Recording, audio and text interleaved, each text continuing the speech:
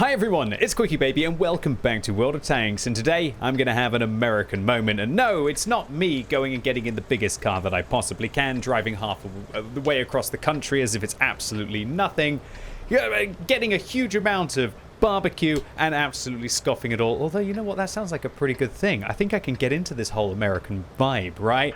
No, today I'm going to be playing in a classic American tank. It is the M4A3E2, and I set this thing up a little bit differently to what a lot of people would use on the M4A3E2, and that is that I like to use the stock turret on this tank. And while it has atrocious view range, as you'll see on the minimap, what it allows you to do is still use the 105mm derp on this vehicle, as well as get 152mm of turret armor. And when you can combine that with the 101mm of hull armor that this tank has, boy, it can be brutal. But just before we get stuck into the combat, if any of you haven't played World of Tanks in 30 days, there's an opportunity to get me inside the game for free. Simply use the code May24 QuickyBaby. I'll put links in the description down below. Play one game and you're going to get all of these goodies. Now, let me clarify. I'm not saying that you should come back to World of Tanks. If you quit for a certain reason, the game hasn't really changed. However, for any of you who are sitting on the fence and thinking about giving it another go, then hopefully this will make things a little bit sweeter. Apologies for all of my friends on the Asia server though, this is only working on EU and NA. So the Sherman Jumbo definitely does better inside a nice matchup, and boy is this a nice matchup against tier 4 and tier 5 tanks. When this kind of matchmaking happens,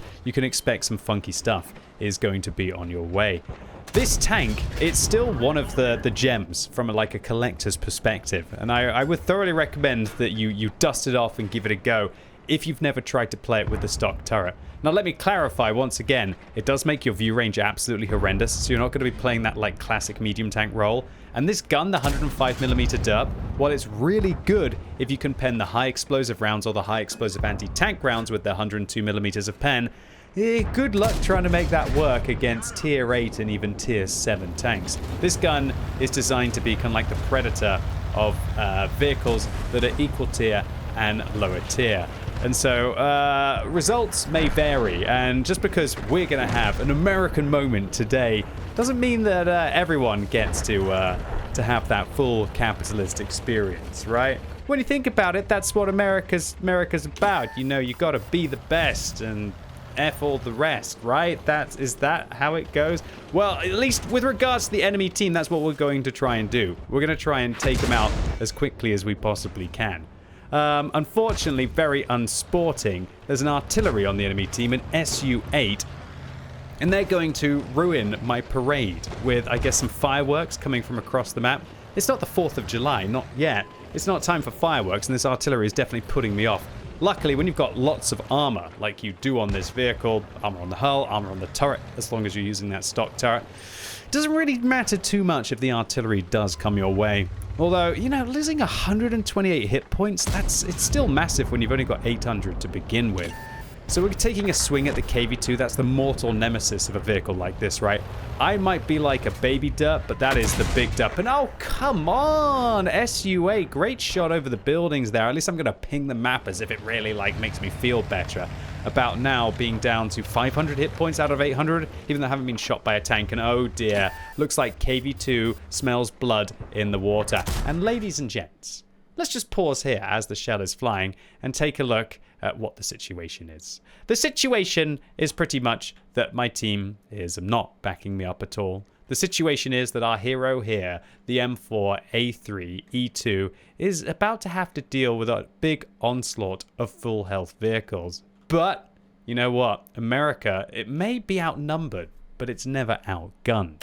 So, the KV-2, albeit does have a bigger gun than the Sherman here, but let's see if we can put that armor to the test. We're not going to give them our turret, we're not going to give them a side of our hull, we're just going to keep that front of the hull, wedge our vehicle up, and they're going for our turret right now. Are they going to be able to pen us? Well, they're losing their hit points quite quickly, and that's because this 105mm with the heat does rip apart vehicles, as it has 2,600 damage per minute before you get a gun rammer and vents on it. We've got a 14 TP behind us, we managed to deal with the KV-2 that's in front of us, and now a BDR is going to be able to come forward. That's a tier 5 heavy tank. We're going to dodge the Matilda that's over towards the left as well, and now an Su-76 has also joined the party. We literally have soloed one tier 6 tank with another 4 tier tanks surrounding us.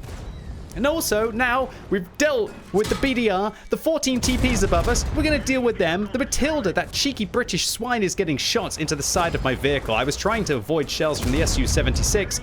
Now, unfortunately, a T-3485M joins, and I make a bit of a misplay here, and that is, why am I shooting the SU? Although I have to scare him off. I'm going to go after the T-3485M instead, and we're slowly but surely creating an absolute graveyard around us. There's no way we survive this, right? There's no way we... he misses. We put a round into the back of his tank. Oh, come on, SU-76, I'm going to get you as well, and oh, no. Bit of a misplay as the Matilda manages to come after us and get a sneaky shot into the side. It's always a sneaky Brit that ruins the parade for America, right? And I just realized, have I been giant on the screen this whole time? Well, look. This is an American moment. America is larger than life, so apparently Uncle QuickyBaby has also been larger than life all over your screen throughout this battle. But I will finally reveal 3,600 damage dealt, unfortunately brought to the end by the Matilda. Very fitting, right? Just as we're having like a yee-haw, like bring them all on kind of moment here in our M4A3E2. Of course, it's the Brits that have to spoil the party, right? Goodness gracious. But ladies and gents, boys and girls, if that was not one of the most intense, it was a legitimate 1 versus 5. Even more when you think that the T-3485M was going to join the fray. And we got close. We got rid of 4 of the vehicles, but unfortunately we couldn't quite manage to get across the threshold.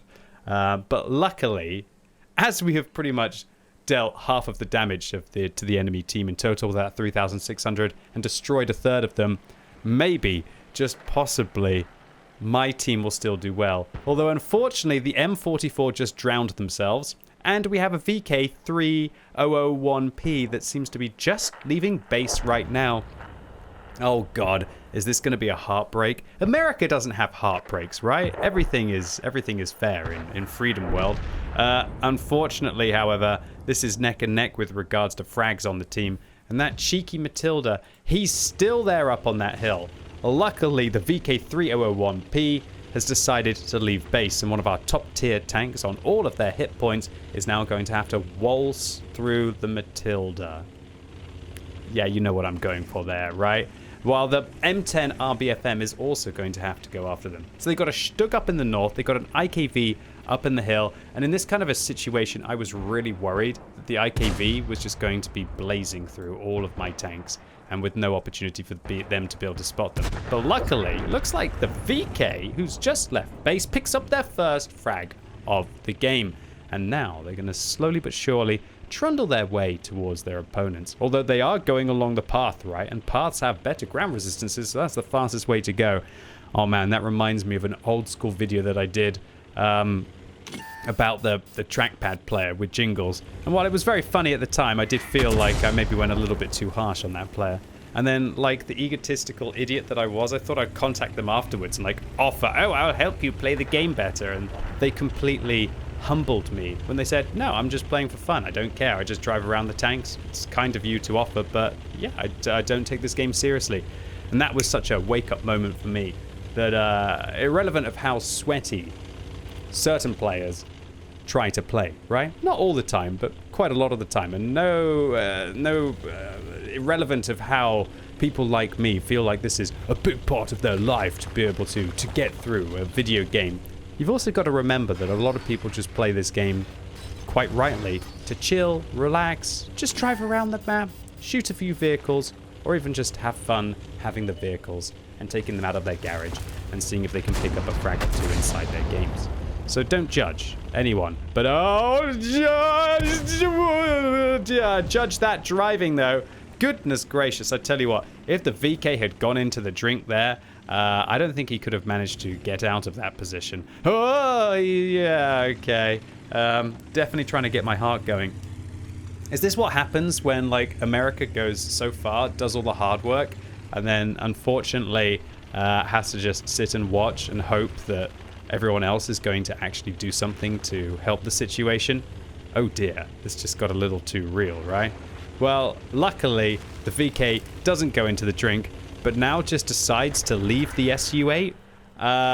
Okay, luckily for me, The M10 RBFM finishes off the IKV, who I thought was going to be spotted above, and now they're going to make their way up towards the Stug to see if they can shut them down. And the VK, just deciding that they nearly lost their life through driving poorly, has decided to leave the SU8 as well. Annoyingly, considering the SU8 is the player who was just chonking my hit points earlier on in this game, and maybe I would have been able to get through that fight. I definitely would have if I hadn't lost those 200 hit points to the artillery. Oh dear, Stug coming around the corner. Will the M10 RBFM be able to handle their scenario? Come on, buddy. You got this. He's got Adrenaline Rush activated. Must have a really good crew. It's Red Fox 69 Destroyer. Well, come on, Red Fox 69 Destroyer. Let's see if you can get some shots into this Stug. Or maybe our hero will actually be the VK who's going to be sneaking up behind this Stug. Oh, no. It was the M10 RBFM. Beautiful round here for a tank that no one really thinks about. Not even Wargaming thinks about it. That's why they've retired it and put it in the collector's tanks. But I never forgot in my heart this beautiful beast of the battlefield. Picking up an ace tanker, getting our first mark of excellence, not a vehicle that I played very often. We had to do double what anyone else did and just shy of a Top Gun. I definitely didn't make that many credits. I would have burnt a lot from the amount of gold that I fired. But you know what? America isn't cheap. America isn't free. And it definitely lives up to that with the Sherman Jumbo. And so all in all, the Sherman Jumbo, definitely a vehicle that I think is underrated inside the game. Just look at how this thing's armor holds up to 76 millimeters with 128 millimeters of pen. You can really bait people with that lower plate as well. Just stick it around the corner, and quite often you can get your opponents to shoot at it. Even if they're firing gold with 177 millimeters of pen, they can't be able to get through it very easily. And then come around the corner and give them the 105 millimeter. And quite often it's vehicles like this, vehicles that aren't played very often, that can truly take your opponents by surprise. Anyway, ladies and gents, boys and girls, that was a silly American moment. Really hope you enjoyed the video today. If you did, give it a thumbs up. If you hated it, give it a thumbs down. And once again, I'd like to remind any of you, if you were thinking about coming back to World of Tanks, then use my code May24 QuickyBaby before you log in and play a battle, and you'll get me as a commander with a load of premium consumables, 7 days of premium, and 7 5x experience missions, so you can start to get a vehicle which maybe you missed out on last time. And if any of you are frustrated that you're an active player but you've always wanted me as a commander, I'm available in the premium store, I think, for like the next 3 or 4 days. Anyway, that's it. Hope you enjoyed it, and as always, thank you so much for watching. You've been epic, and hopefully I'll see you soon.